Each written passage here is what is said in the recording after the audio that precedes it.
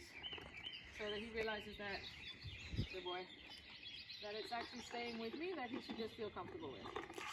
Now, will this help with some confidence with the jumping, or is confidence a completely different animal? Say that again? The whole confidence thing with the jumping and the... Yeah. So the more confidence he gets with you as a leader, the more, Okay. you know, and you know, different people say different things. Okay. Basically, it's just like your dog. You know, they love you, they trust you, but they're a pack animal. So same thing, they need someone to be consistent. Yeah.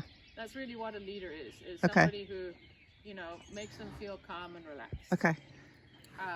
And gives them direction and gives them a plan. Mm-hmm. Right? So if you feel inconsistent, if you feel nervous, insecure yourself, that you're not giving them clear direction, Mm-hmm. it's going to show up in many different places. Okay. Okay. Obviously, there are some places where you can be more confident, but in general, it's a general thing. So usually, when people have an issue in one area, they'll also have an issue in holding boundaries, for instance. Okay. And so that's another thing with being a consistent leader, is that you hold the same rules all the time. Okay. You don't change the rules.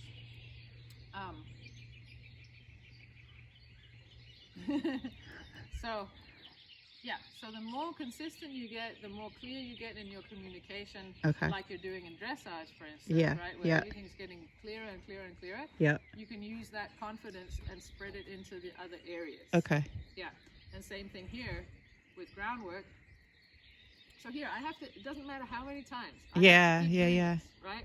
I can't let him, there we go, that's a good boy. And here, this time I won't give him a treat, you know, because I don't want him just doing stuff just because of the treat. Right. Okay? Right. And I don't want that either. Yeah. I want him to So like it has to want to be- be with me and Yeah. do Exactly. what And I you want him to build do. that idea in him by paying him something in the beginning, Right. okay? Because they don't have any reason to be with us. Right. Because, you know, we're humans. They would rather be with other horses. Right. Right? So you have to give them some kind of an idea. Maybe it's, you know, treats, maybe it's wither scratches, all of those things. But generally, I mean, studies have shown that they learn better with treats because it's so just like us. I mean, we love food, Uh-huh. you know, and it's just a positive thing. Okay. Also, because horses don't, like dogs, you know, when they go into their pack, they touch, they lick each other's faces and stuff like that. Mm-hmm. But horses, they don't do all that. Right. So, you know, us touching them and rubbing them and all these different things is not all that much payment for them, Right. you know. Whereas dogs, they're different. They love to be touched. They want to be touched. They Yep, touch yep. me more, touch me all the time, Right. you know. So you have to be a little bit different.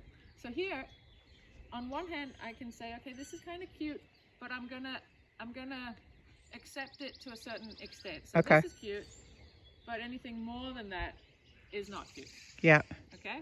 So this is how you teach treats, like tricks, I mean. So I could say, you know, lay on my shoulder, and Yeah. he'd learn to lay his head on my shoulder. Mm-hmm.